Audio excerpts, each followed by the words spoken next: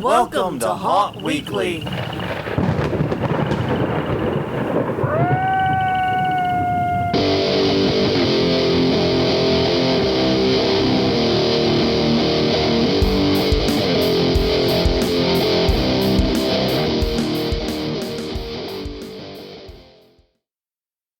Hello, everyone. I'm Jonathan. I'm Crystal. And this is Haunt Weekly, a weekly podcast for the haunted attraction entertainment community. Whether you're an actor, owner, or just plain aficionado, we aim to be a podcast for you. And we return to you this week relatively on time. More so than the past few, at least. Yeah, more so. I mean, okay, look, we never actually said what time we're uploading by, just sometime on Monday. So technically we'll be on time. But yes, this will be the first week in a while where actually have met that very lofty goal of being somewhere within the 24-hour span of the day. I know, but yeah, we've had a lot going on, and we have a lot going on right now that we're going to be getting into in just a minute. But definitely, please, if you don't think this particular episode is what you want, or if you just want more stuff, check out what we do at hauntweekly.com. Haunt Weekly on Twitter, X, whatever. Haunt Weekly on Facebook. YouTube.com/HauntWeekly's YouTube channel. An easy way to access the entire archive of episodes, all 438 of them as of this one. You can also check us out wherever you can get your podcast from. We pay someone else to handle distribution, so I don't have to think about where we are and are not. We're just there. Mm-hmm. Well, first things first, we have some household news. Yes. That's fairly significant. We've actually known for a little bit now about this, but now we can talk about it publicly and openly. So we are going to be step-grandparents. Yes. Ellie's son and his wife are due to have their first baby around the beginning of November. And I have informed the mother that she needs to hold that baby in through October. Yes. With everything she has. Yes, you have. And they understand that. If that baby comes out in October, it's going to be born an orphan. Okay, that's not true. No, not true. It is not. It is not true. But no. But seriously, yeah, this is a lot. It is. It does mean that we may be taking more trips up to the St. Louis area. Yeah. So probably closer to late November, December. And over the next, 18 years. Assuming. At some point, the kid doesn't need us. Yeah. It's going to be fine. No, I mean, obviously, we're going to be making more trips to St. Louis. So, yeah, I don't know what this is really going to do to, our schedule come November. But, yeah, it's a lot. Yes. What are you thinking? Sorry. I was just going to ask a question of the audience. Oh. That isn't the question of the week. Yes. But if you have some ideas for some interesting, spooky-related grandparent names, I am still looking for mine. Everybody else has theirs. I haven't found that perfect one yet. So, if you've got something, send it to me. Yeah, and it's kind of, but the thing that's been weird for me, I guess part of it is that we've known for a while now. A little bit, yeah. And they wanted to get past some certain milestones before they announced. And so now we can talk about it publicly in front of everyone.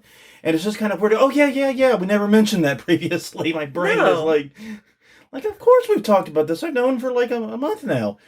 But yeah, no, the parents had very good reason for wanting to hold back on the public announcement. Total respect for that. But yeah, now we can talk about it freely. We will be step-grandparents, hopefully after Halloween.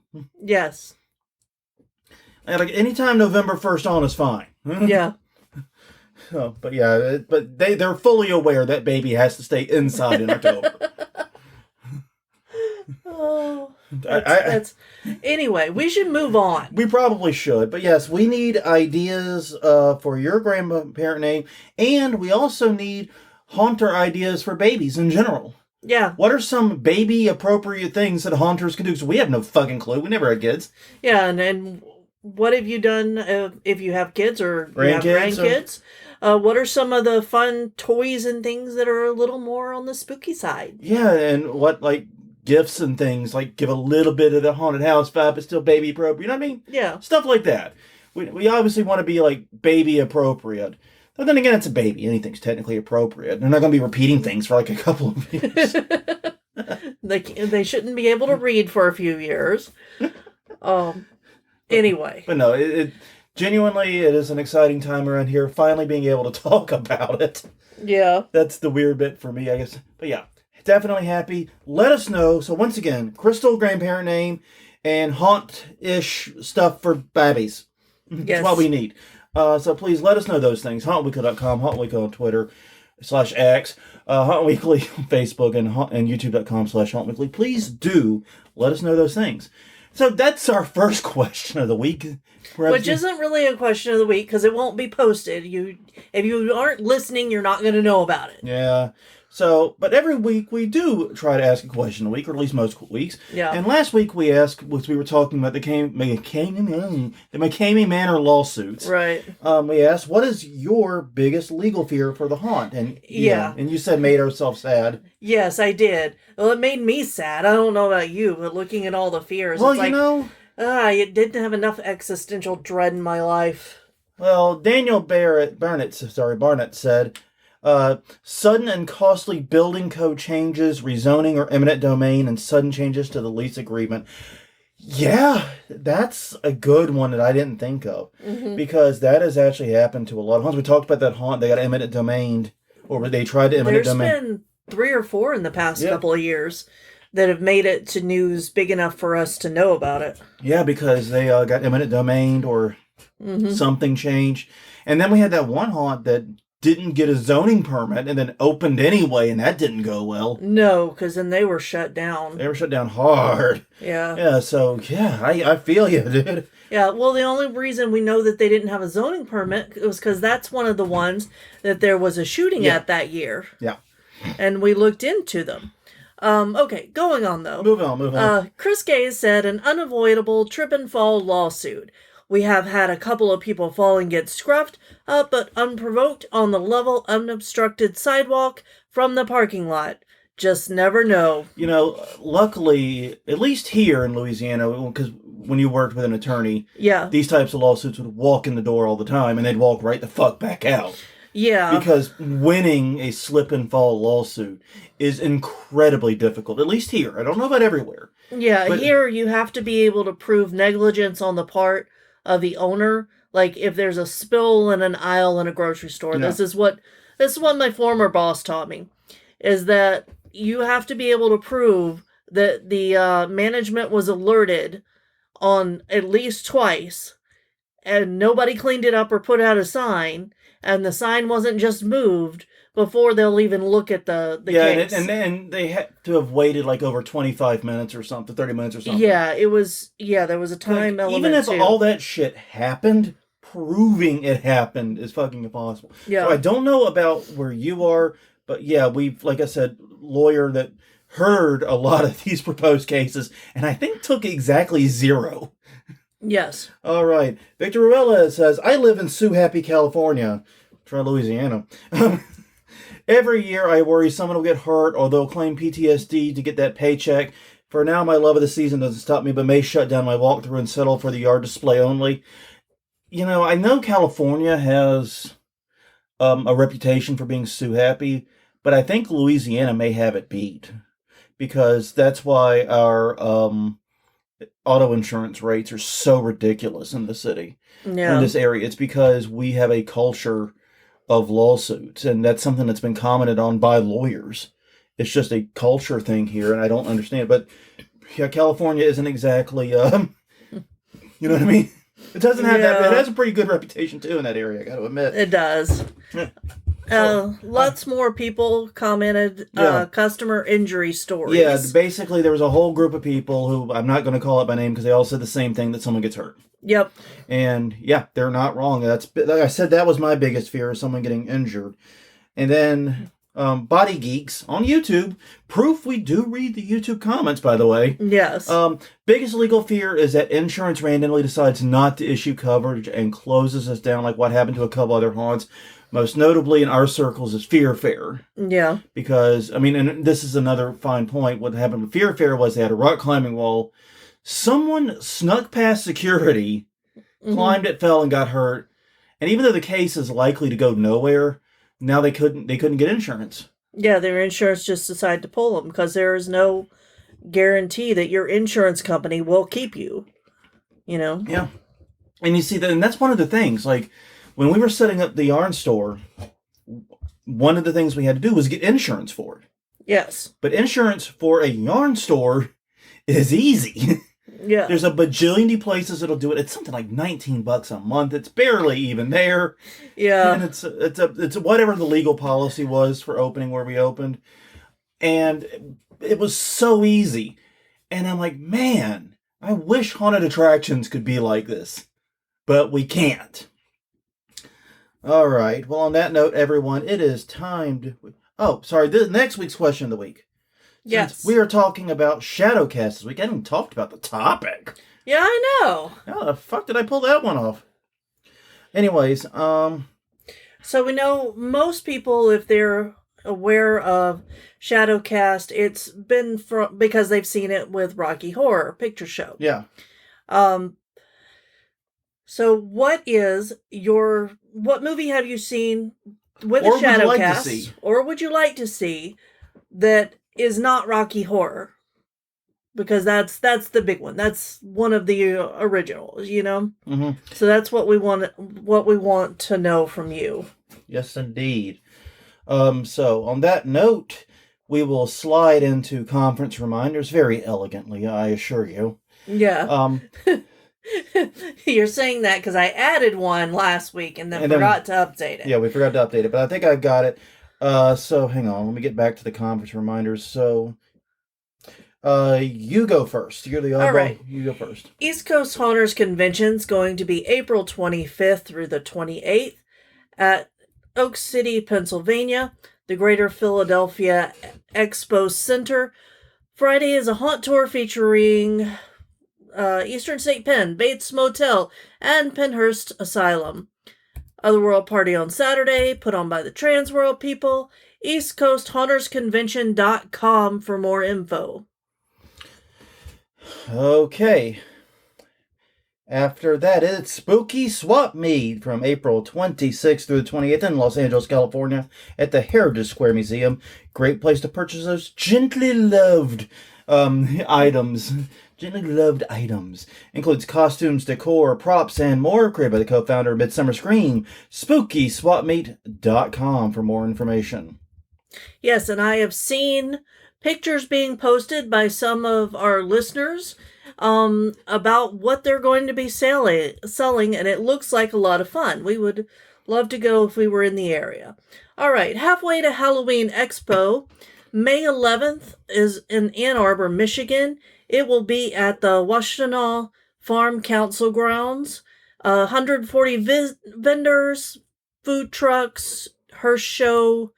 Halfway to HalloweenMI.com for more info. Okay. Next this week, we have our first international one. So Yes. meaning, watch Jonathan fuck up every pronunciation. This is gonna be a total train wreck. Okay, except for it is in a country where it's phonetically spelled. Yes, okay. But coming Saturday, May 18th, it's Scare Event in Sweet Baby Jesus, Hellendoom, Netherlands. Yeah. It's at Adventure Park Hellendoom. So yes, they will be handing out the Scare Awards. Feature a local haunter will be doing speaking engagements. Get more details on the event at scareevent.nl. It's like the Netherlands domain. Scareevent.nl, not .com. I almost said .com. It's .com. I just love we both kicked right in the Homestar Runner there. We have a beautiful relationship. That's how I know. That's how old it is. Oh my god. That was our formative couple culture, wasn't it? Oh, Jesus Christ, we're old. And I think we should end it there because the next two are on the same day. So we'll just go back to the topic. All right. That sounds good. So yeah, basically, last night, we were out way too fucking late. Yeah, but it wasn't our fault. No, it was not entirely. Not entirely. We misconstrued the time of the event. What we thought was the start time ended up being door time. Yeah. And the actual event didn't start for 90 minutes after door time. Yeah, that was a thing that happened.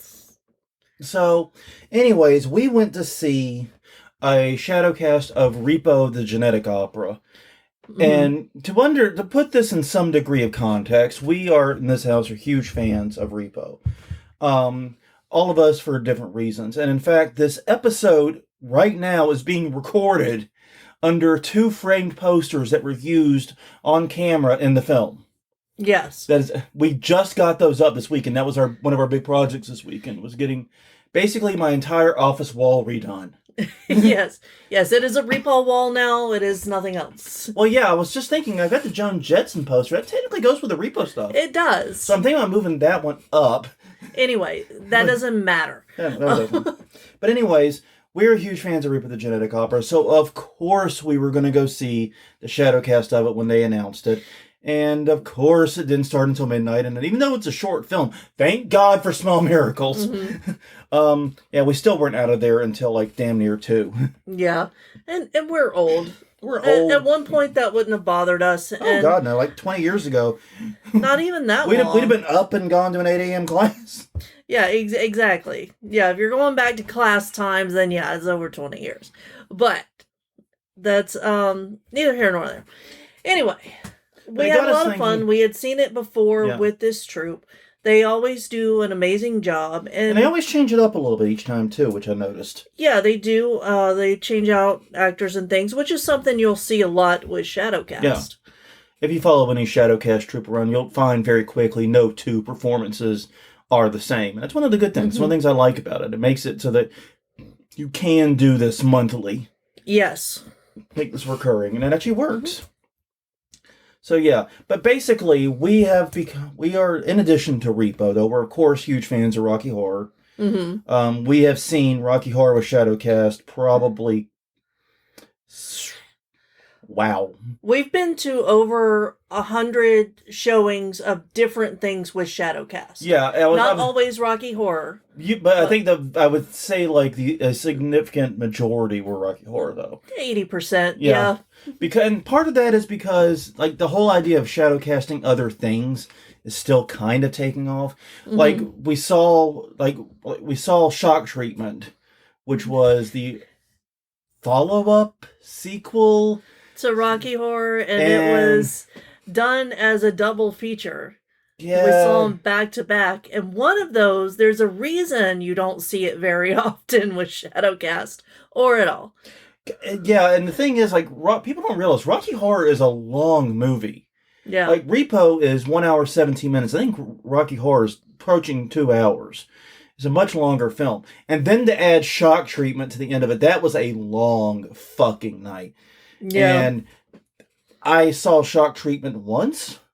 I don't think I'm going to see it again. I'll go see Rocky Horror again, though. I enjoy that, of course. Yeah, it just did not compete with the original in any way, shape, or form. Sorry, Richard O'Brien, if you're listening, but I don't think I'm saying something you didn't already know on some levels here. Yeah. Now, one that was fun was the double billing of Dr. Horrible's sing-along blog with the Buffy the Vampire Slayer's Once More with Feeling. Yes. Which, honestly, why you don't pair Once More with Feeling with Repo? That makes sense to me, because you get Daddy Giles in both. Yeah, exactly.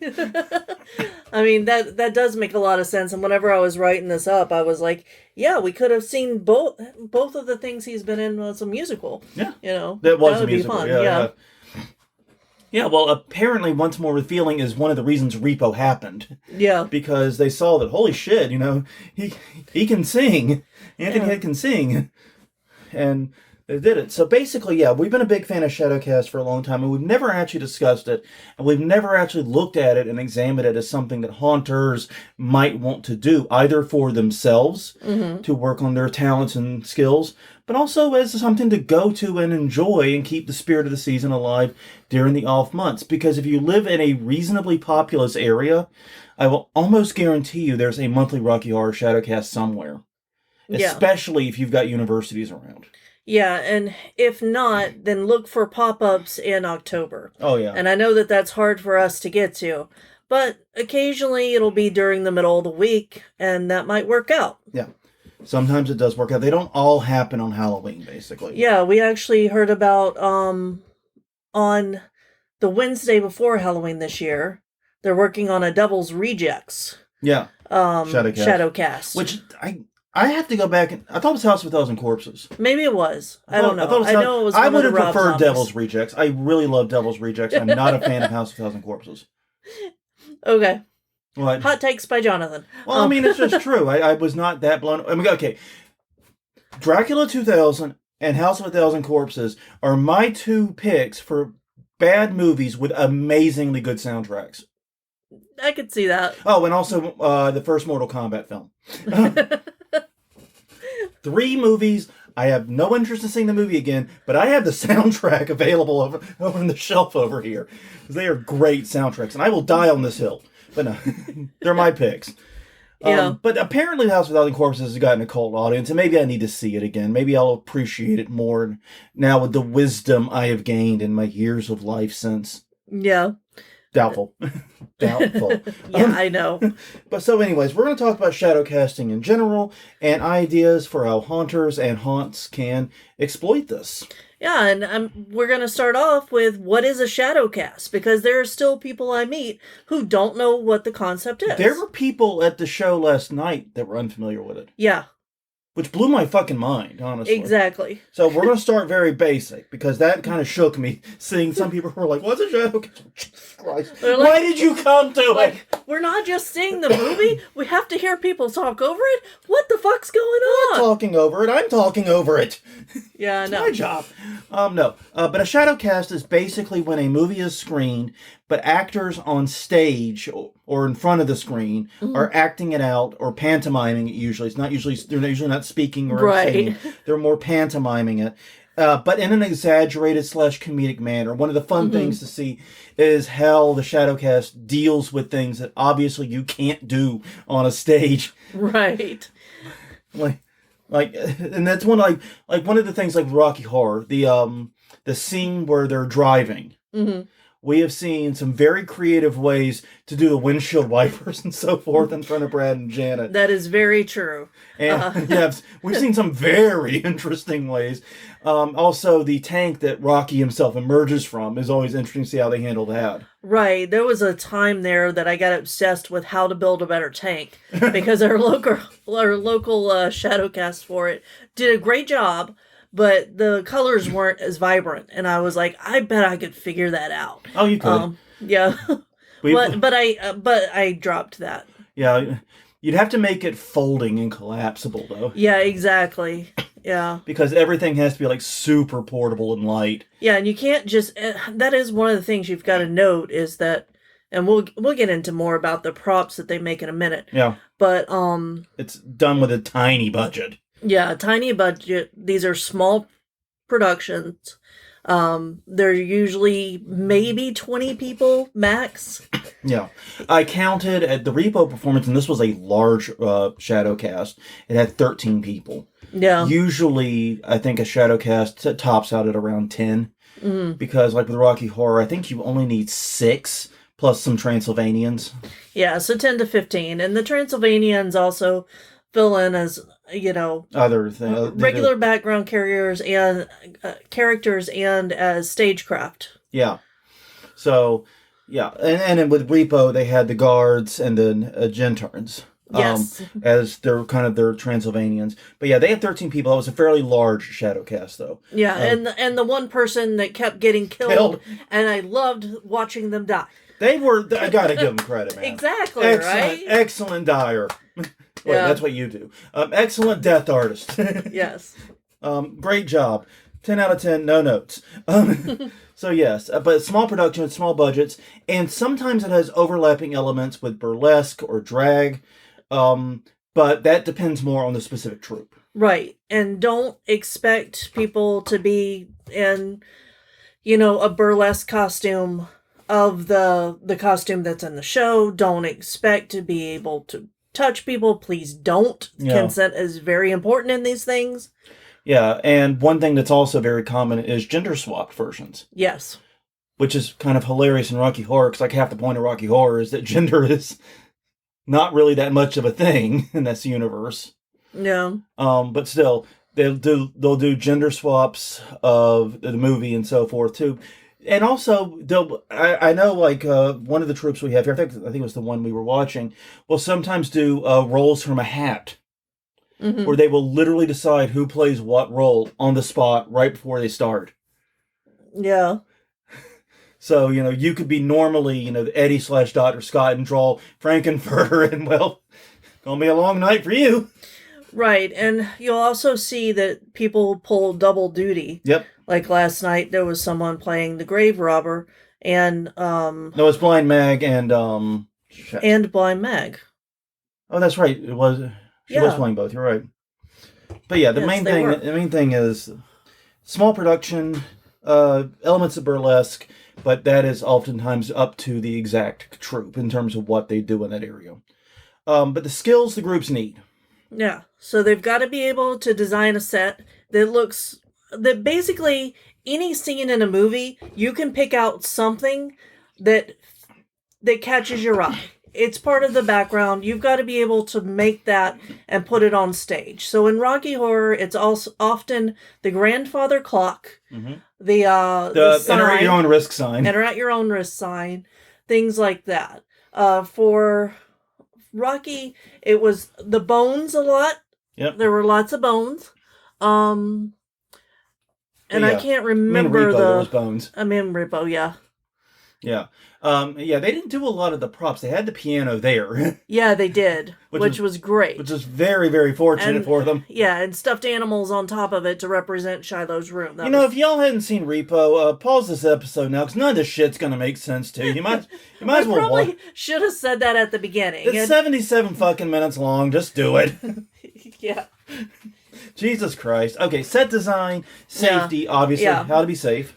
Yeah, for both the actors and for the audience. And that sounds like something that's familiar. Yep. Costuming, makeup, promotion, acting, and they have to have a good grasp of the source material. One thing that I found interesting is every shadowcast I've been connected with in any way, they all rely upon the actors and the cast members doing their practice and doing their work at home. Yeah. Because even though they do practice and they do rehearse, they don't have nearly enough time for that people can memorize their parts just while working there. Right. They have to go home. They have to go through the movie. They have to study the frames, study the beats. And once again, different groups will follow the movie different levels of closeness. Yeah. And, these are often also works of love. The person putting it together was in love with a piece of art with the film, and wanted to bring it to life and give it another dimension and expose it to other people. Expose other people to it. Exactly. Flip that, reverse it. But and this really does have to come from love of it. There's no other. I mean, because though some shadowcasts do get paid, the amount you get paid does not justify the amount of work. It is much like running a home haunt. Yeah. There's no goddamn way you can justify this from a money standpoint. So, yeah. Okay, so when a shadowcast performance is taking place, all the ones we've seen, begins with instructions and rules being handled in a fun way. Yes. And I think we've seen like 3 or 4 different Rocky Horror troupes. 2 different troupes we've seen do Repo. Yes. So yeah, we've seen a decent number of troupes. They all start with the rules being told in some kind of fun way, because rules suck, but they're important. Yeah. So they try to make, and this is something I think haunts could really learn from. Maybe not this exact technique. Right. But the idea of making the rules fun and engaging. Yeah, and it's done in a callback kind of way. They'll say, this is the rule, say back the rule. And then the people will say back the rule. Yeah. And that makes it clear what the rules are, and that everybody in the audience knows what they are because they just said them. Yeah, and then they do exercises for warming up the crowd. If it's a Rocky Horror one, I don't know how this got started, but it seems like everyone starts with everybody turning around their seat, looking at the projectionist, and flipping them off and saying, now start the fucking flick. Yeah. Or some variation of that. I don't know how that got started, but I have now seen that in 2 time zones. Yeah, and there are also rituals at a lot of these productions. There There are chants that happen right at the start. There are rituals If that you are people familiar do. with the Rocky Horror Virgin Yeah. initiation thing. Yeah, which they've kind of gone away from now. And I think they should, honestly. Yeah. Because it makes people nervous to go to their first one when already there's a lot of reason to be nervous. Yeah, and because you're going to an experience that's immersive, that you don't fully understand until you've experienced where the it. rules of going to a cinema do not apply. Correct. Not only are you not supposed to stay quiet during the film, you're supposed to yell obscenities at it. Yes, and if you see something funny, you say something funny, as one of the rules from last night. Yeah. So yeah, basically it's that type of thing where you're already in an unfamiliar environment. So like the Rocky Horror Virgin thing seems to be dying out. The last few times we've been, they didn't do it, or if they did it was severely limited. Yeah. And I think that's a good thing because I never liked that part. My first Rocky Horror Picture Show was very, very tame in that aspect because it was like the first time it had been done in that city in years. So like 2/3 of this packed theater. And you just can't do that much. Exactly, and that is part of it with that one especially, is that it is so popular that it's hard to do any kind of ritual that involves just one first timers. Yeah. So anyways, but yeah, during the actual show, and as we've kind of gone into it a little bit, the idea is the Shadowcast will pantomime the movie. Yes. Once again, various elements and styles on how close they'll do it, whether they'll do exaggerated, whether they'll even make an effort to really be like the movie. There were a few times with the Repo one that they clearly just did not even try. Don't blame them, but they didn't. And so, yeah, you get a lot of that. But yeah. But basically, the crowd is also encouraged to do call-outs, which honestly, the best preparation for that is just watch a lot of Mystery Science Theater 3000. Yeah. Yeah, there are also, if you're going to a Rocky show, because it is the most common one, there are lists online of call-outs. Yes. They also, some of the theaters will provide a prop bag, and inside of it are little toys, usually, that you throw at the stage at different points of the performance. Or as at one of the theaters, you throw into the crowd, actually. Yeah. You don't throw onto the stage. You're very specific about that. Oh, yeah, I forgot about that one. The room. Yeah. Oh, yeah, we didn't put the room in. Yeah. Oh, yeah, that's one now with Shadowcast a lot. Yeah. Yeah. That's a good one. Sorry, somebody brought a silver spoon. Or a pewter spoon, but I couldn't tell what metal it was, but it was heavy metal. Yes, it was heavy metal. Yeah, and they brought it, and it landed, I think, on your head. No, it did not hit me, but it hit the chair in front of me and landed on the ground at my feet. Basically, it barely missed my head. No. I did not get hit by it, fortunately. Everybody else was smart and brought plastic, which is what you're supposed to bring. And if you aren't familiar with the room, I don't have time to explain this one. No. Because that's an hour unto itself. Yeah. If you want to hear me rant about the room for an hour, just to let us know on weekly.com and all the other places. But that I could go on forever about that one. But so yeah, that's another one that often now has a shadowcast now, for very good reason. But yeah, follow the rules, listen to the guidelines, and in general, for most, don't throw anything that isn't from a prop bag. Correct. Because the items in the prop bag are specifically designed to be safe for people and property. Yes, and also don't forget to bring tips for the cast members. Yep. And don't bring your own prop bag. Use the one provided and buy one. It's usually like $5. Yeah, it's not much money usually. And those items, like I said, are selected to not damage people or property. Yeah, and the other reason is that helps support the crew that's putting on the thing you're going to. Yep. And if you want them to keep doing that, then they need money. There you go. 2 valid reasons why you should buy the prop bags and exclusively use those. Yes. And yes, the Shadowcast will oftentimes, once again, this depends heavily on the crew, but they will come into the audience, they will interact directly with the viewers, etc., and they will do that. Yeah. So basically, expect a lot of interactivity and engagement is really what we're getting at here.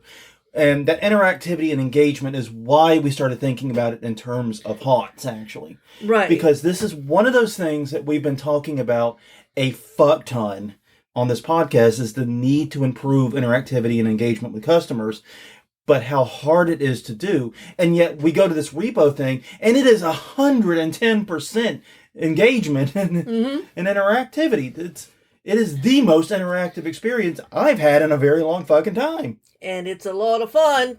It is. I mean, even though, once again, I really wish I could have been in bed a little earlier. I'm fucking old, okay? I'm old. Yes, and it was a Sunday night. It was a school night. I know. Yeah, I woke up like a fucking train wreck, man. It's bad when I'm at an age now where apparently missing out on a few hours sleep is worse than a hangover. Mm-hmm. When did I get this old? Someone tell me.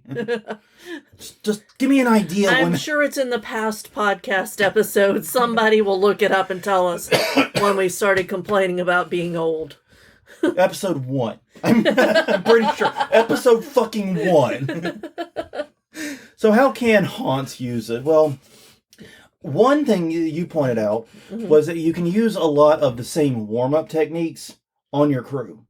Well, so... Okay, go ahead. So haunts already warm up their crew and their actors together. Mm-hmm. You get pumped. You do chants. You do games. Why not do that with your customers while they're waiting in line? If you don't have a big midway or a lot of room, why not say, play Marco Polo with the monsters? Why? Just do something that gets everybody involved. This is something that actually recently the mortuary started doing with the countdown clock, because they lead you in a countdown, and that's how they space the groups. Yeah, it's a really small thing, but it gets the whole group excited for going in. Because everyone's supposed to go 10, 9, all the way down to 1. And that's a cool thing to do.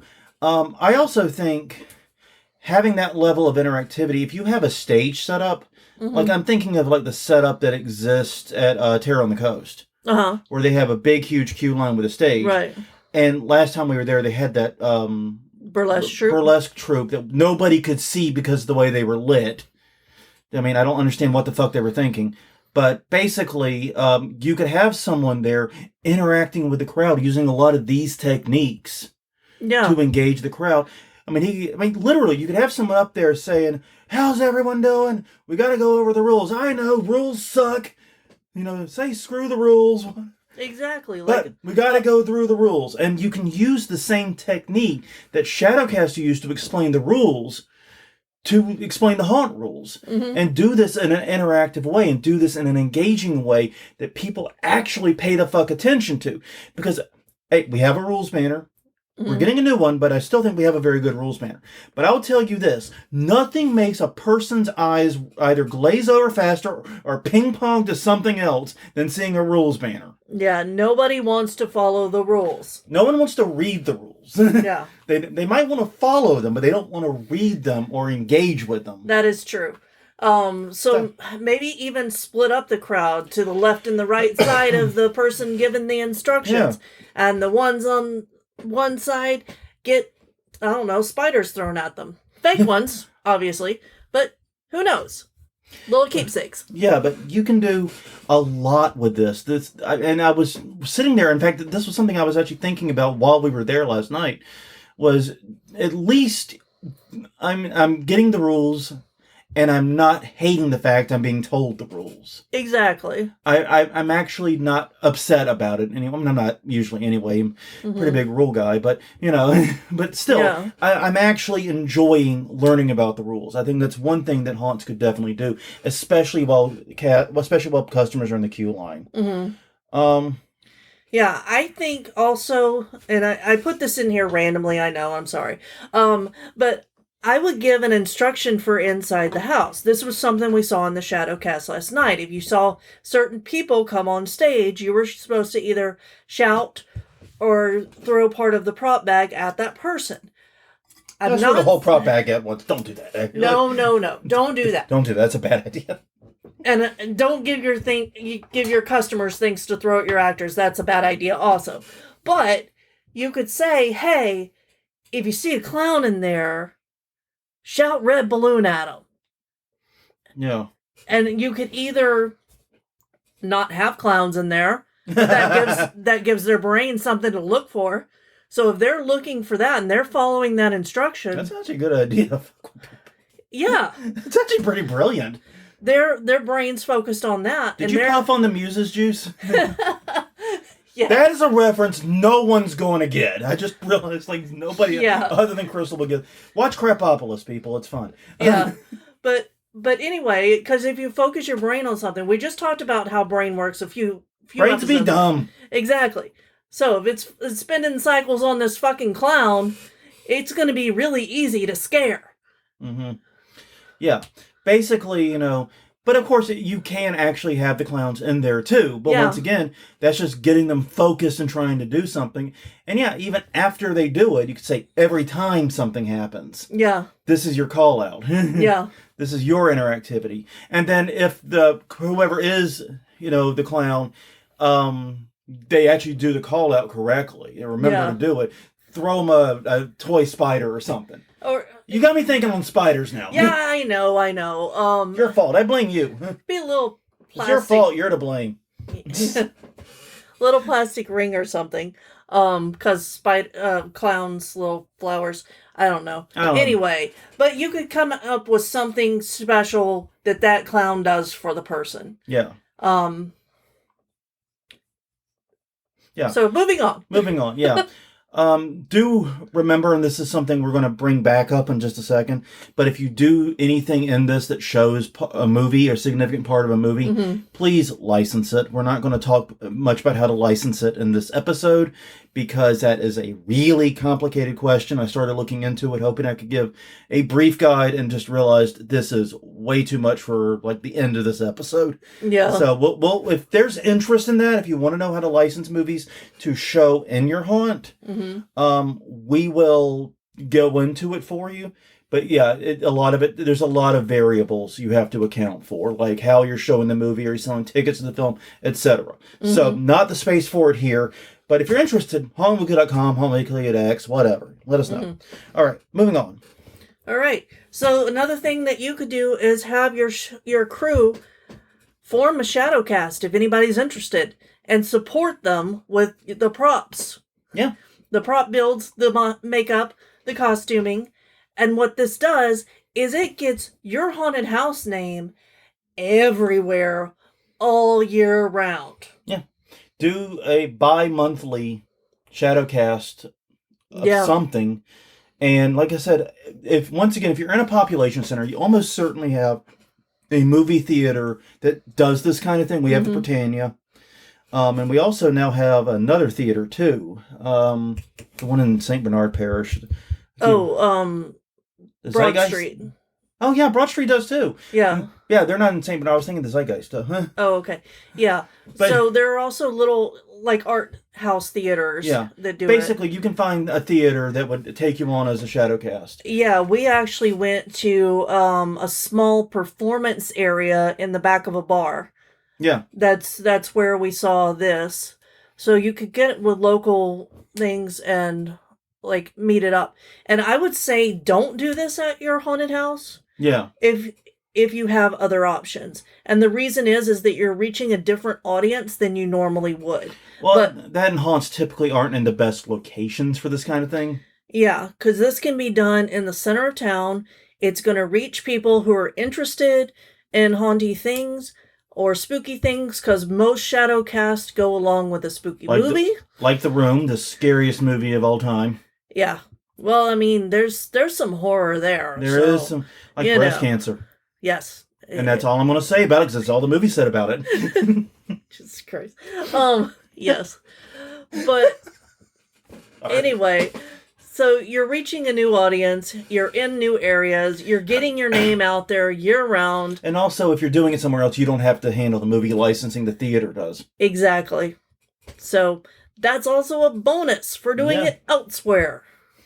But if you can't do that, if that's not practical, or if there's not enough interest, honestly, if you're a haunter or whether you're a haunt owner, actor, or aficionado, I'm going to encourage you to go to some shadowcasts. Yeah. Because you're going to see and learn techniques that will help you engage and interact with people. And you'll also see excellent examples and possibly some terrible examples of people thinking on their feet. Yeah. Because, like, for example, when the Repo one, there's a scene where Shiloh is tapping on a publication, and literally the newspaper prop they had just fucking disintegrated in their poor hands. It did. And it was, A, hilarious. B, and I say hilarious because they laughed about it too. Nobody was upset and taking this seriously, but they improvised with it. And it was hilarious and it was great. So you'll see some improv and you'll see some good and bad, that type of thing. And it helps you see how performers think on their feet when shit either goes wrong or goes right, but in an unexpected way. Yeah. I mean, basically, when things don't happen to plan, because what do we look like? People with plans?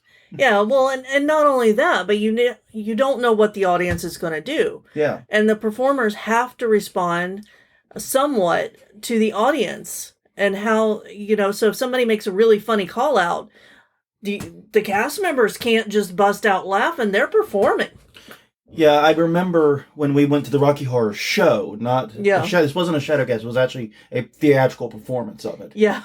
But they encouraged call-outs. They said, they did. And me, you, and Ellie, you and I have South Carolina call-outs, and then we moved to Louisiana. Did you ever go to Rocky Horror, South Carolina? That was just me. Yeah, it was just you. There wasn't a lot of overlap between us and South Carolina, so that doesn't shock me. But no, so basically we had call-outs from all over the country. Yeah. And that's one of the things I find interesting is how different regions have different call-outs they seem to do. And we were throwing stuff out that was completely new to this crew, and watching them struggle not to laugh was actually part of the fun of it. Because their poor Frankenfurter was kept nearly losing it. Yeah. Well, and, that was a really fun experience, too. Highly 10 out of 10 would do again. Yeah. Yeah. And small theater troupes are often good to get in with for this kind of thing. Yeah.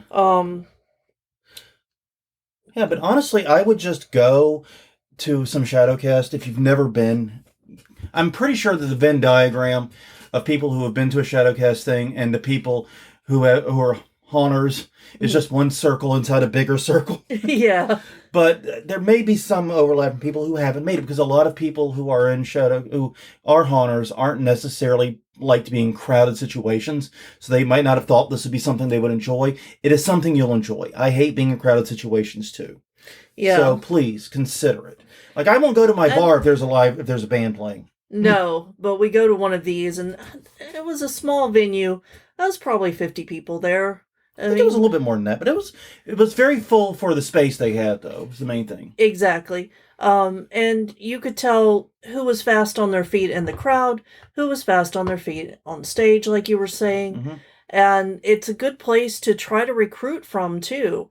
Or if you're having events at your haunt, to advertise at those same places that these shows are performing. Yeah. Because they've got your audience. And oftentimes, if they have a playbill or something like that, you can actually buy advertising in that very cheap. Yeah. Be a sponsor of one if you can't have your own Shadowcast. You can contribute and be a sponsor.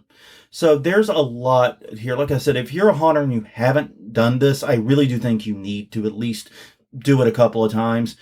Like I said, to see the interactivity, see how they get the audience to participate so much, and understand kind of the concept of it, and find ways that you can apply that in your craft, whatever you're doing inside the haunt, ways you can bring that in. So yeah, this is an experience I think is well worth it for haunters. If you haven't done it, like I said, I'm pretty sure that Venn diagram is just one circle inside another circle. But yeah, please definitely take the time to do it. Well, I think that's all we have. Yeah. Well, on that note, everyone, thank you very much for joining us, and thank you for your patience over the past couple of weeks as we have been struggling with timeliness for various reasons. Yeah. Once again, we are going to be step-grandparents come November. Once again, please not in October. Please, not in October. But yes. But if you want to see more Haunt Weekly, or listen to more Haunt Weekly, very much to see for most of these, please check us out, hauntweekly.com, Haunt Weekly on Twitter, Haunt Weekly on Facebook, and youtube.com/Haunt Weekly. Until next time, I'm Jonathan. I'm Crystal. And we will see you all next week.